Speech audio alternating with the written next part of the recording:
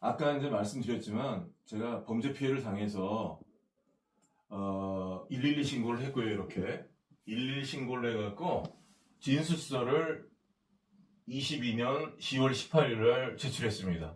여기다가 공갈죄를 써서 제출했습니다. 그리고 여기 진술서는 자세히 적지 않았기 때문에 이틀이 지나서 하루 지나서 이렇게 번호를 받았어요. 이런 번호를 통지받았습니다. 이 번호를 여기다 써서 좀 자세하게 이런 서면으로 썼습니다. 진술서보다 좀 자세하게 썼습니다.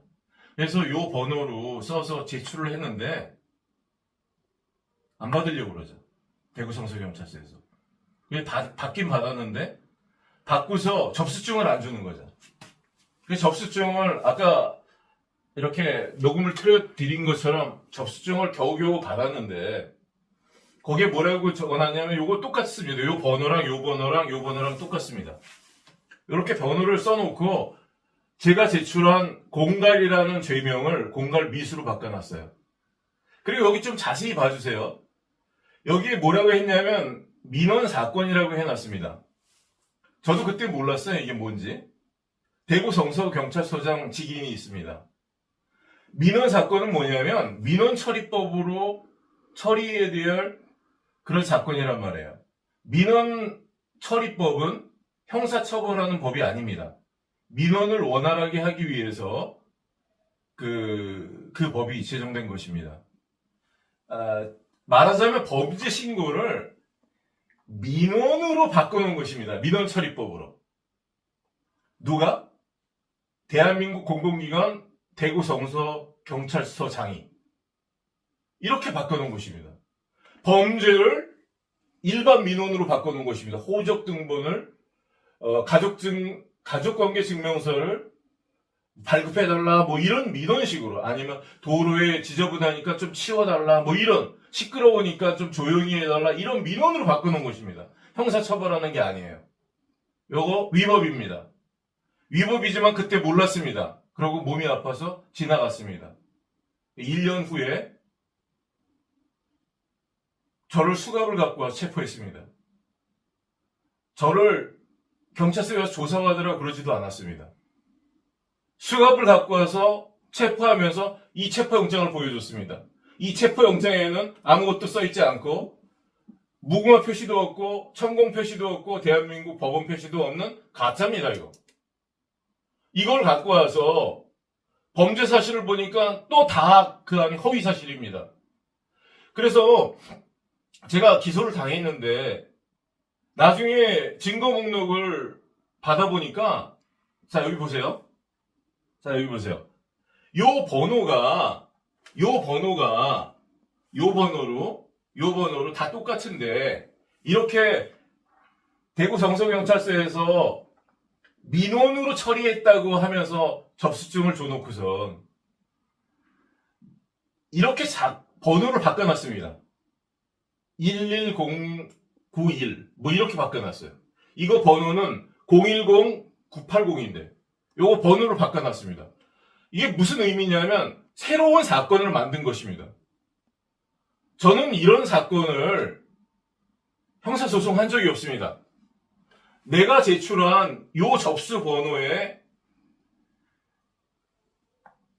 사건을 대구 성서경찰서장이 요거는 형사사건이 아니라 민원이야 라고 죄를 덮어버린 것을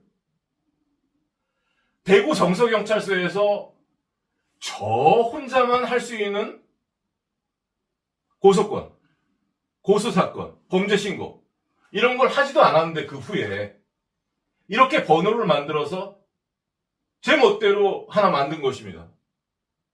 그리고 제 서면을 진술서 안 갖고 오고 보충서면 안 갖고 오고 고소장만 여기다 갖다 붙였어요.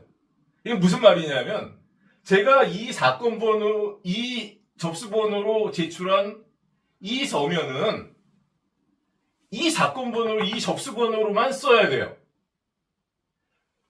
그러라고 제가 제출한 것입니다. 근데 이걸 갖다가 번호를 바꿔서 다른 거를 만들어서 요거를 도둑질해 온 것입니다. 여기다 갖다 붙였어요. 그리고 내가 형사소송을 제기한 것처럼 그렇게 꾸몄습니다. 그리고 무고죄를 뒤집어 씌웠습니다. 무고죄의 범죄 성립 요건은 뭐 한 두 가지만 말씀드릴게요. 허위 사실이어야 되고요. 그리고 상대방을 형사처벌하려고 하는 목적이 있어야 됩니다. 내가 이 서면을 제출한 건 사실인데 이 서면을 받은 공공기관에서 정하는 것입니다. 이게 형사처벌 목적인지 민원인지. 물론 저는 여기다가 범죄 신고를 했지만 이 사람들은 이건 범죄 신고가 아니라 민원이야 라고 받은 거예요. 그럼 민원처리법으로 처리하겠다고 국가공공기관에서 공지한 것입니다. 이렇게. 그런데 민원처리법으로 들어가 있는 공공기관에서 민원처리법으로 처리하겠다고 접수증을 끊어줘 놓고 서면 제출자 그 범죄 신고자의 동의를 구하지 않고 또 다른 사건을 만들어서 거기다가 이 서면만 갖다가 붙인 거예요. 그리고 재판을 하나 또 이렇게 기소해서 만든 것입니다. 그러면 경찰이 이렇게 했더라도 검찰청에서 이게 걸러져야 돼요. 이런 걸 보면 모르겠습니까? 이게 다 포함이 돼 있는데? 그러면 사건 기록을 통해서 이걸 보면 이건 말도 안 되는 거니까 이거랑 번호도 틀리고 그러니까 그러면 검찰청에서 이건 말도 안 되는 걸 왜 송치하냐. 그 야단을 쳐야 되는 거죠. 근데 지금 경찰이 수사권이 있으니까 이제 숟가락 하나 더 얹어서 서로 악행을 하고 있는 것 같아요. 우리 잘못도 따지지 마. 너희들 잘못도 내가 덮어주고 같이 해줄게. 이렇게 악한 짓을 하고 있는 것 같습니다. 이렇게 말도 안 되는 사건을 검찰에서 받아서 제가 원했는데 조사해주지 않고 그냥 구공판에 회부했습니다. 그러면 법원에서 걸러줘야 돼요. 이건 말도 안 되는 거니까 이거 법원에 올 게 아닌데 이런 걸 왜 보내느냐 그래갖고 구공판을 받으면 안 되는 것이죠. 근데 받아서 체포영장 가짜 체포영장을 공판에서 증거 목록을 보여주면서 이걸 제시했습니다. 그건 저는 행사죄라고 생각해요. 다른 데도 아니고 대한민국 법원에서 가짜 체포영장을 행사할 수가 있는 것입니까? 이거 이렇게 타락해도 되는 것입니까? 물론 법적으로는 어떤 수사가 이루어지지 않았기 때문에 제가 가짜라고 제가 말하는 거예요. 근데 시민 여러분 보십시오. 이게 어디가 진짜입니까? 법원 전산에 없는 체포영장이 어디 있습니까? 대한민국에. 그러면 조사를 안 해주면 이게 진짜가 되는 거예요?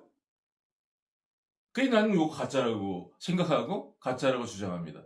요게 진짜라고 법원에 주장하면 뭐 내가 어떻게 법원을 이기겠어요? 이 청년을 죽이듯이 나를 죽이세요. 같은 하늘 아래에서 내가 이런 범죄 집단이 공권력이라고 부끄러워서 살 수가 없습니다. 저는 이 청년의 행위를 지지하지 않습니다. 하지만 이 청년은 도저히 그런 세상을 부정의하고 악한 공권력이 있는 그 세상을 이 청년은 받아들일 수가 없었던 거예요. 그래서 죽음의 길을 선택했던 것 같습니다. 죽자고 생각했던 것 같아요. 그게 저는 제 개인적인 그런 거 중요하지 않죠. 중국인들은 이 사람 이름을 지금도 많이 말하고 있다고 해요. 어떤 사람들은 이 사람을 영웅으로 이렇게 비유합니다. 우리나라 사법이 이렇게 타락하면 안 된다고 생각합니다. 시민 여러분, 영상을 시청해 주셔서 감사합니다. 계속 구독, 좋아요, 알림 확인해 주시기 바랍니다. 그리고